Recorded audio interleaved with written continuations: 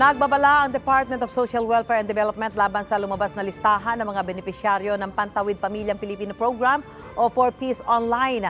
Peke yan, sabi ng DSWD. Hindi raw naglalabas ng master list ang DSWD dahil labag ito sa Data Privacy Act. Wala rin daw schedule ng payout dahil automatic na pumapasok sa cash card ng mga benepisyaryo ang ayuda.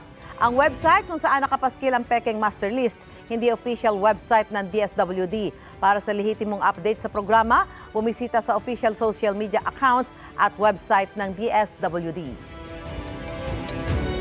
Mga kapuso, para una ka sa mga balita, mag-subscribe sa GMA Integrated News sa YouTube. Sa mga kapuso abroad, subaybayan niyo po kami sa GMA Pinoy TV at sa www.gmanews.tv.